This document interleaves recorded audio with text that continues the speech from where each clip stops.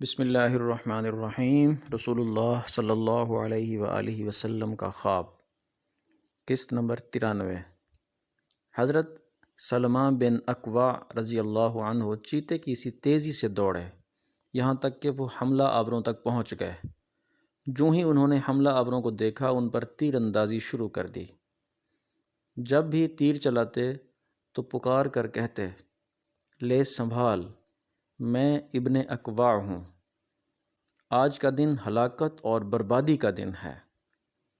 جب دشمن اپنے گھوڑے موڑ کر ان کی طرف رخ کرتے تو یہ اپنی جگہ سے ہٹ کر کسی دوسری جگہ پہنچ جاتے اور وہاں سے تیر اندازی شروع کر دیتے۔ یہ مسلسل اسی طرح کرتے رہے، دشمن کے پیچھے لگے رہے، دشمن ان کے تیروں کا شکار ہوتا چلا گیا۔ خود حضرت سلمہ بن اکوع رضی اللہ عنہ کہتے ہیں، میں بھاگ کر ان میں سے کسی کے سر تک پہنچ جاتا، اس کے پیر میں تیر مارتا، وہ اس سے زخمی ہو جاتا، لیکن جب ان میں سے کوئی پیچھے مڑتا تو میں کسی درخت کے پیچھے چھپ جاتا اور پھر اس جگہ سے تیر اندازی کر کے حملہ آور کو زخمی کر دیتا یا پتھر ان پر گرانے لگتا۔ میری اس تیر اندازی اور پتھروں کی بارش سے وہ بری طرح تنگ آ گئے، یہاں تک کہ میری تیروں کی بارش نے انہیں بھاگنے پر مجبور کر دیا۔ زخمی ہو کر بھاگنے والوں نے 30 سے زیادہ نیزے اور اتنی ہی چادریں راستے میں گرا دیں تاکہ ان کا بوجھ کم ہو اور وہ آسانی سے بھاگ سکیں۔ وہ جو چیز بھی کہیں پھینکتے میں اس پر پتھر رکھ دیتا تاکہ بعد میں ان کو جمع کر سکوں۔ غرض میں ان کے پیچھے لگا رہا یہاں تک کہ سوائے چند ایک کے وہ تمام اونٹ جو رسول اللہ صلی اللہ علیہ وسلم کے تھے پیچھے رہ گئے۔ دشمن آگے نکل گیا اور خود میں بھی ان کے تعاقب میں ان اونٹوں سے آگے نکل آیا۔ اس طرح میں نے حملہ آوروں سے تمام اونٹ چھڑا لیے۔ حضرت صلی اللہ علیہ وسلم کو جب سلمہ بن اکوع رضی اللہ عنہ کی پکار کے بارے میں پتہ چلا تو مدینہ منورہ میں اعلان کرا دیا کہ اے اللہ کے سوارو، تیار ہو جاؤ اور سوار ہو کر چلو۔ اس اعلان کے بعد گھڑ سواروں میں سے جو صحابی سب سے پہلے تیار ہو کر آئے وہ حضرت مقداد بن عمرو رضی اللہ عنہ تھے، انہیں ابن اسود بھی کہا جاتا ہے۔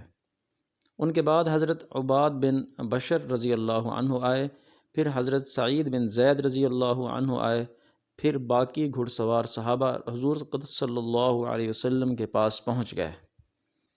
حضور اکرم صلی اللہ علیہ وسلم نے حضرت سعید بن زید رضی اللہ عنہ کو ان کا سالار مقرر فرمایا اور حکم فرمایا، تم لوگ روانہ ہو جاؤ، میں باقی لوگوں کے ساتھ تم سے آ ملوں گا۔ چنانچہ یہ گھڑ سوار دستہ دشمن کی تلاش میں نکلا اور دشمن کے سر پر پہنچنے میں کامیاب ہو گیا۔ سواروں میں سب سے پہلے جو شخص دشمن تک پہنچا ان کا نام محدر بن فضلہ تھا، انہیں اخرم اسدی بھی کہا جاتا ہے۔ یہ آگے بڑھ کر دشمن کے سامنے جا کھڑے ہوئے اور بولے، اے ملعون لوگو، ٹھہر جاؤ، مہاجرین اور انصار تمہارے مقابلے پر نکل پڑے ہیں۔ اخرم اسدی رضی اللہ عنہ سب سے پہلے دشمن کے قریب پہنچ گئے، ان کی طرف بڑھنے لگے تو حضرت سلمہ بن اکوع رضی اللہ عنہ نے اپنے مورچے سے نکل کر ان کے گھوڑے کی لگام پکڑ لی اور بولے، اے اخرم، ابھی دشمن پر حملہ نہ کریں، رسول اللہ صلی اللہ علیہ وسلم اور ان کے اصحاب کو آنے دیں۔ یہ سن کر اخرم اسدی رضی اللہ عنہ بولے، سلمہ، اگر تم اللہ تعالیٰ اور قیامت کے دن پر ایمان رکھتے ہو اور یہ جانتے ہو کہ جنت بھی برحق ہے اور دوزخ بھی برحق ہے تو میرے اور شہادت کے درمیان سے ہٹ جاؤ۔ ان کے الفاظ سن کر سلمہ رضی اللہ عنہ نے ان کے گھوڑے کی لگام چھوڑ دی۔ وہ فوراً آگے بڑھے، انہوں نے وار کر کے ایک دشمن کے گھوڑے کو زخمی کر دیا۔ اسی وقت ایک اور دشمن نے اخرم اسدی رضی اللہ عنہ کو نیزہ دے مارا، وہ شہید ہو گئے۔ ایسے میں حضرت ابو قتادہ رضی اللہ عنہ وہاں پہنچ گئے، ایک دشمن نے ان کے گھوڑے پر وار کیا، گھوڑا زخمی ہو گیا۔ حضرت ابو قتادہ رضی اللہ عنہ نے فوراً اس پر وار کر کے اس کو قتل کر دیا۔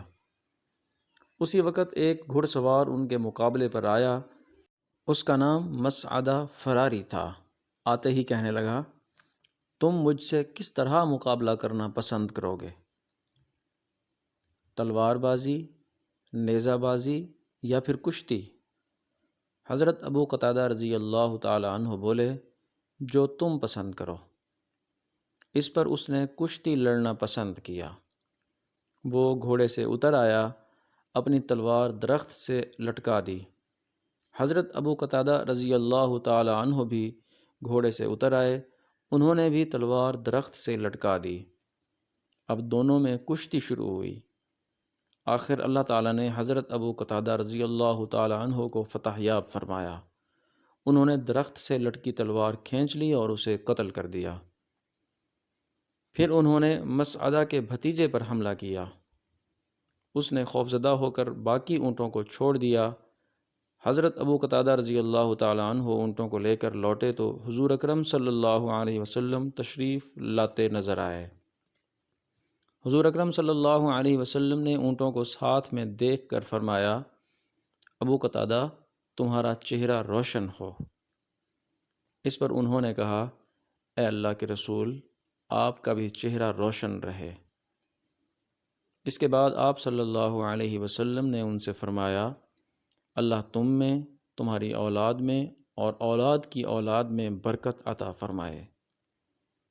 ایسے میں آپ صلی اللہ علیہ وسلم کی نظر ان کی پیشانی پر پڑی، وہاں ایک زخم تھا اور تیر کا پھل زخم ہی میں رہ گیا تھا۔ حضور اکرم صلی اللہ علیہ وسلم نے تیر کا وہ حصہ آہستہ سے نکال دیا، پھر ان کے زخم پر اپنا لعاب دہن لگایا اور اپنی ہتھیلی زخم پر رکھ دی۔ حضرت ابو قتادہ رضی اللہ تعالیٰ عنہ کہتے ہیں، قسم ہے اس ذات کی جس نے آپ صلی اللہ علیہ وسلم کو نبوت سے سرفراز فرمایا، آپ نے جوں ہی زخم پر ہاتھ رکھا، تکلیف بالکل غائب ہو گئی۔ اس کے بعد حضور نبی کریم صلی اللہ علیہ وسلم نے حضرت ابو قتادہ رضی اللہ تعالیٰ عنہ کو مسعدہ کا گھوڑا اور اس کے ہتھیار عطا فرمائے اور انہیں دعا دی۔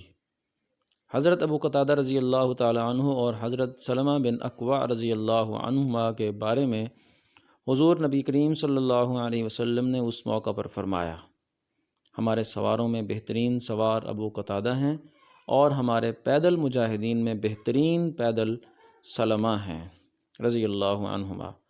پھر حضور نبی کریم صلی اللہ علیہ وسلم مدینہ منورہ کی طرف روانہ ہوئے۔ کچھ دن بعد حضور اقدس صلی اللہ علیہ وسلم نے ایک خواب دیکھا، یہ کہ آپ صلی اللہ علیہ وسلم اپنے صحابہ کرام کے ساتھ امن کی حالت میں مکہ میں داخل ہو رہے ہیں۔ پھر عمرہ کے بعد آپ صلی اللہ علیہ وسلم اور صحابہ نے بال منڈوائے ہیں اور کچھ نے بال کتروائے ہیں، اور یہ کہ آپ صلی اللہ علیہ وسلم بیت اللہ میں داخل ہوئے ہیں۔ پھر آپ صلی اللہ علیہ وسلم نے بیت اللہ کی چابی لی اور عرفات میں قیام کرنے والوں کے ساتھ قیام فرمایا۔ نیز آپ صلی اللہ علیہ وسلم نے اور صحابہ نے بیت اللہ کا طواف کیا۔ حضور اکرم صلی اللہ علیہ وسلم نے اپنا یہ خواب صحابہ کرام کو سنایا، سب اس بشارت سے بہت خوش ہوئے۔ پھر آپ صلی اللہ علیہ وسلم نے صحابہ رضی اللہ عنہم سے ارشاد فرمایا، میرا ارادہ عمرے کا ہے۔ یہ سننے کے بعد سب نے سفر کی تیاریاں شروع کر دیں۔ آخر ایک روز حضور اکرم صلی اللہ علیہ وسلم عمرے کے لیے مدینہ منورہ سے روانہ ہوئے۔ عمرے کا اعلان آپ صلی اللہ علیہ وسلم نے پہلے ہی کرا دیا تھا تاکہ لوگ اس قافلے کو حاجیوں کا قافلہ ہی خیال کریں اور مکے کے لوگ اور آس پاس کے لوگ جنگ کے لیے نہ اٹھ کھڑے ہوں۔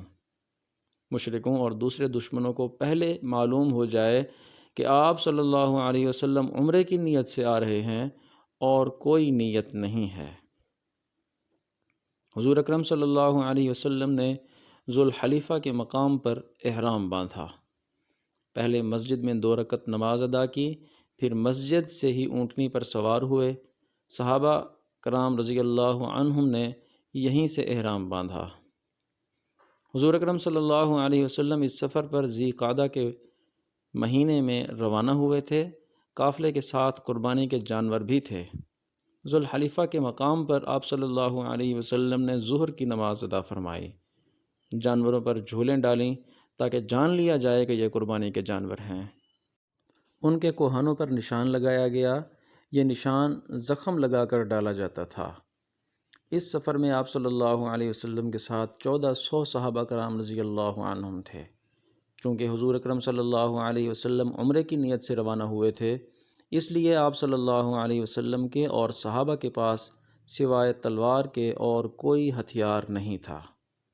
سیرت کا یہ مبارک سلسلہ جاری ہے۔ آپ سے گزارش ہے کہ چینل کو سبسکرائب کریں، ویڈیو کو لائک کریں اور اسے دوستوں کو شیئر کریں۔ جزاکم اللہ خیرا کثیرا۔